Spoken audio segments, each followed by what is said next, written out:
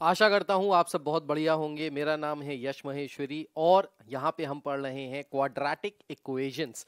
सो क्या है इस क्वाड्रेटिक इक्वेशन के चैप्टर में? So this is video 2 of this particular chapter quadratic equation. First class में हम लोगों ने डिस्कस किया कि क्वाड्रेटिक इक्वेशन का स्टैंडर्ड फॉर्मेट क्या होता है, कैसे हम डिसाइड करते हैं कि कोई भी इक्वेशन क्वाड्रेटिक इक्वेशन है कि नहीं, फिर रूट्स क्या होते हैं क्वाड्रेटिक इक्वेशन के, सोल्यूशन क्या होता है क्वाड्रेटिक इक्वेशन का, जीरो क्या होता है क्वाड्रेटिक इक्वेशन का। ये सारी हमने बातें की थी। इससे रिलेटेड हमने कुछ क्वेश्चंस भी सॉल्व किए थे। आज की इस क्लास में हम लोग स्टार्ट करेंगे second topic of quadratic equation, ये है फैक्टराइजेशन। सो लास्ट क्लास में हम लोगों ने बात किया था कि हम कैसे चेक कर सकते हैं कि जो जीरो है किसी भी गिवन क्वाड्रेटिक इक्वेशन का वो क्या है। तो चेक करना तो हमने सीख लिया, लेकिन वो जीरो या रूट या सोल्यूशन कैसे फाइंड आउट करते हैं ये हमने लास्ट क्लास में नहीं सीखा था।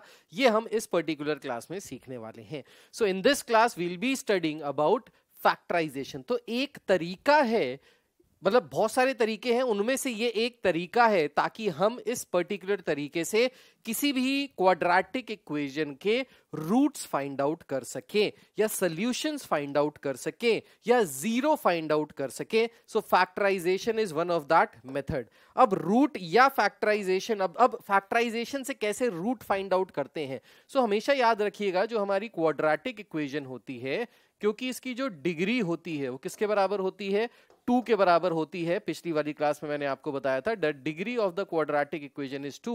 देयरफॉर यहां से जो सॉल्यूशंस आते हैं या यहां से जो रूट्स आते हैं या यहां से जो जीरोस आते हैं वो कितने आते हैं? वो भी 2 आते हैं इन नंबर। 2 रूट्स आते हैं। तो जब x की मैक्सिमम डिग्री 2 के बराबर है तो x की 2 वैल्यू आएंगी। जब x की डिग्री 3 के बराबर होगी तो x की 3 वैल्यू आएंगी। जब x की डिग्री 4 के बराबर होंगी तो x की 4 वैल्यू आएंगी। तो जितनी डिग्री उतने वैल्यूज, उतने रूट्स, उतने सॉल्यूशंस, उतने जीरोस, राइट? तो ये आपको थोड़ा सा समझना है, अपने दिमाग में बसाना है। नाउ फैक्टराइजेशन करते कैसे हैं? तो क्लास 9th में आपने फैक्टराइजेशन पढ़ा है और उसी का एप्लीकेशन हम यहाँ पे क्लास 10th में करने वाले हैं। तो फैक्टराइजेशन करने के लिए हम लोग यहाँ पे जो मेथड यूज करते हैं उसे कहते हैं splitting the middle term. Splitting the middle term. तो मिडिल टर्म को जो है वो हम स्प्लिट करते हैं in the form of product and सम।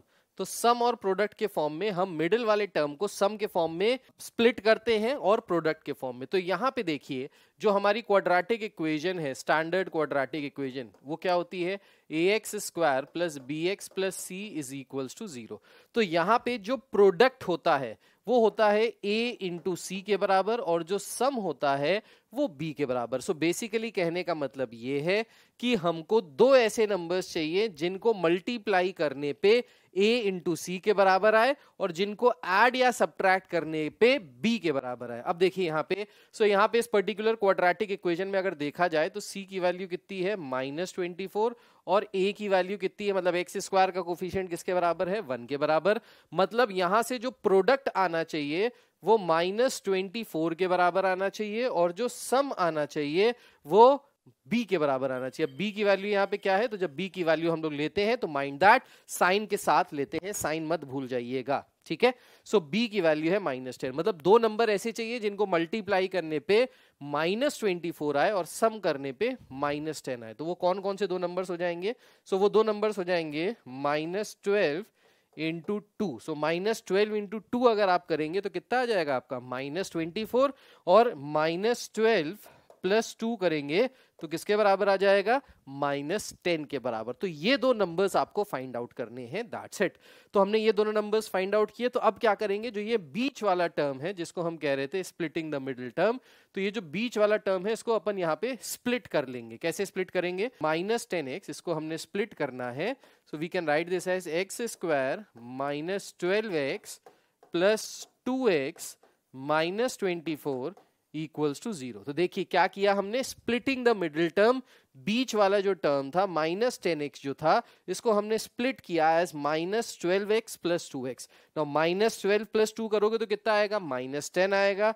-12 × 2 करोगे तो कितना आएगा, -24 आएगा। तो इस तरीके से हमने स्प्लिट किया। अब स्प्लिट करने के बाद सिर्फ फैक्टराइजेशन करना है, तो फर्स्ट टू टर्म्स में से अगर कॉमन लिया जाए तो x कॉमन आ रहा है, यहां से बचेगा x -12 plus next two term से 2 कॉमन लो तो यहां पे भी बचेगा x -12। This is equal to 0। अब पूरी इक्वेशन में x -12 अगर हम कॉमन ले लें तो x -12 कॉमन लेने पे क्या बचा, x + 2 which is equal to 0। Now understand, maths में, अलजेब्रा में कभी भी जब दो नंबर्स का प्रोडक्ट अगर 0 के बराबर है, सो लेट्स से एक नंबर है x, एक नंबर है y, इन दोनों का प्रोडक्ट्स अगर 0 के बराबर है तो इसका मतलब ये है कि या तो x 0 के बराबर है, या तो y 0 के बराबर है, या दोनों के दोनों 0 के बराबर है। भाई प्रोडक्ट 0 कब आता है, जब दोनों में से कोई भी एक नंबर 0 के बराबर हो जाए, या फिर दोनों के दोनों नंबर ही 0 के बराबर हो जाए, तभी तो प्रोडक्ट 0 के बराबर आता है, राइट। तो यहां पे भी वही कॉन्सेप्ट लगा है कि जो प्रोडक्ट है, अगर ये दो नंबर्स हैं x -12 एंड x + 2, अगर इनका प्रोडक्ट 0 के बराबर है तो इसका मतलब है either x -12 is equal to 0 और x + 2 is equal to 0। So अगर x -12 0 के बराबर है तो x की वैल्यू कितनी आ गई यहां से 12, और अगर x + 2 0 के बराबर है तो x की वैल्यू यहां से कितनी आ गई, x की वैल्यू आ गई यहां से -2। तो दो वैल्यूज आई, दो रूट्स हमको यहां से पता चले। सो इस पर्टिकुलर इक्वेशन को जब अपन सॉल्व करेंगे तो इसके दो रूट्स आएंगे। कौन कौन से रूट्स होंगे, तो इसके रूट्स आए हैं 12, -2। So these are the two roots, two zeros, two solution, two values जो इस पर्टिकुलर इक्वेशन को सैटिस्फाई करेंगी, मतलब LHS को RHS के बराबर बनाएंगी, या x इज इक्वल टू 12 रखने पे और -2 रखने पे ये पूरी की पूरी इक्वेशन 0 के बराबर हो जाएगी। तो इस तरीके से हमने फाइंड आउट किया अपना क्वाड्रेटिक इक्वेशन का रूट।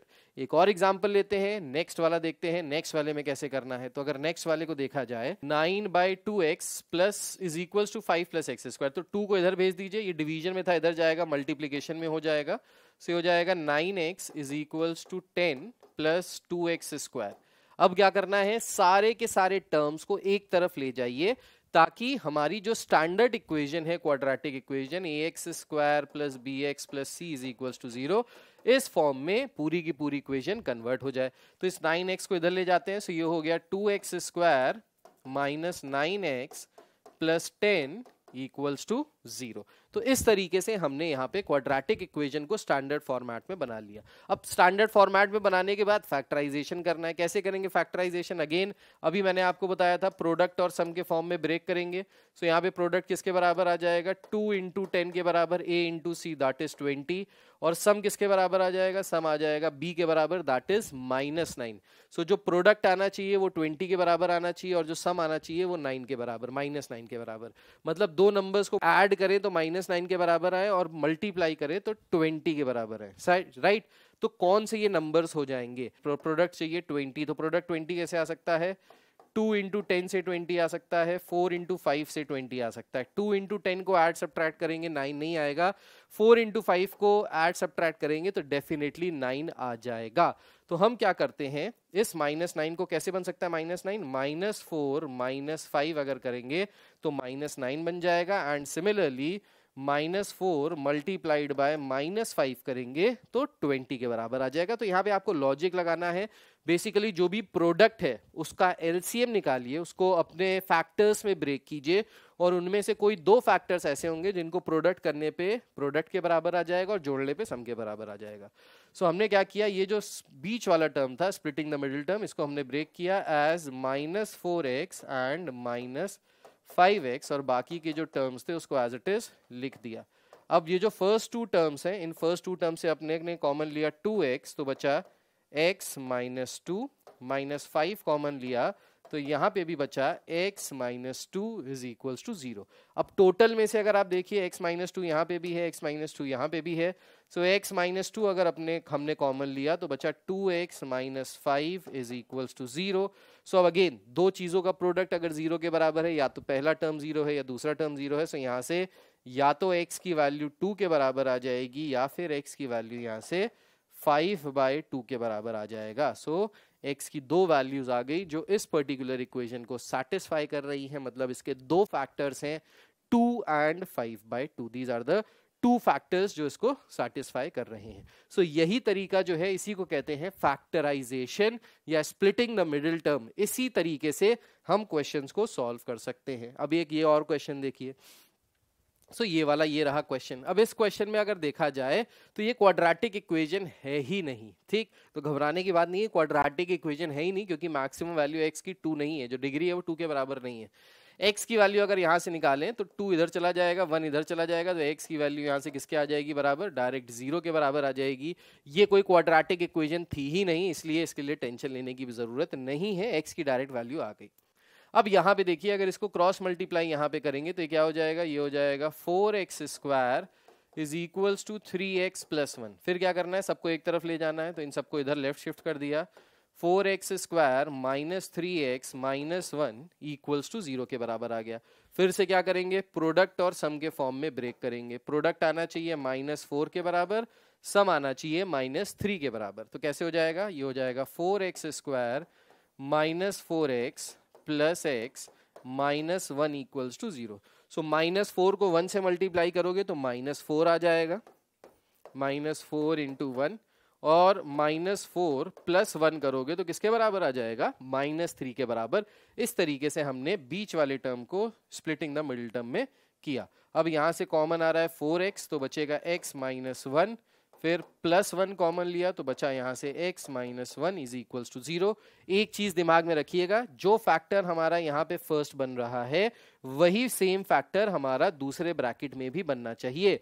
तो वही कॉमन लेना है ताकि दूसरे ब्रैकेट में भी हमारा सेम फैक्टर बने। ऑल्दो ये आप क्लास 9 में पढ़ चुके हैं, पर तब भी नहीं आता तो सीख जाओ। So if we take x minus 1 as common, we'll be left with 4x plus 1 is equals to 0. So from here x की वैल्यू 1 आ गई और यहां से x की वैल्यू आ गई -1/4। सो अगेन यहां से दो फैक्टर्स हमको मिल गए, x की वैल्यू 1 एंड x की वैल्यू -1/4।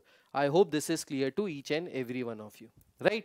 अब ये वाला जो क्वेश्चन है, इस क्वेश्चन को देखिए। अब देखने में काफी डरावना लग रहा है भाई बहुत बड़ा क्वेश्चन है, कैसे होगा, लेकिन जब आप सॉल्व करना शुरू करेंगे ना तो आराम से सॉल्व हो जाएगा। सो कैसे सॉल्व करेंगे इसको सॉल्व करने का बेस्ट तरीका क्या है, क्रॉस मल्टीप्लाई कर दीजिए। सो ये हो जाएगा 3x minus 2 times x plus 4 and this is equals to 3x minus 8 times 2x minus 3। अब मल्टीप्लाई कीजिए तो ये हो गया 3x² minus 2x plus 12x minus 8 is equals to 6x² minus 9x minus 16x plus 24। तो हमने इन दोनों brackets को आपस में मल्टीप्लाई किया। अब क्या कर सकते हैं, यहां से देखिए इसको और फर्दर सॉल्व कर सकते हैं। 3x² plus 10x minus 8 is equals to 6x² minus 25x plus 24। फिर क्या किया जाए, सबको एक तरफ ले आते हैं और एक तरफ 0 कर देते हैं। सो सारे कोफिशिएंट्स को एक तरफ ले जाते हैं, तो इस 3x² को इधर भेज देते हैं, इसको इधर भेज देते हैं, इसको इधर भेज देते हैं। सो बेसिकली या तो LHS को RHS ले जाओ या RHS को LHS ले जाओ, कुछ भी कर लो, दोनों से आंसर सही आएगा, बराबर आएगा। सो ये हो गया 6x² minus 3x² minus 25x minus 10x plus 24 plus 8 equals to 0।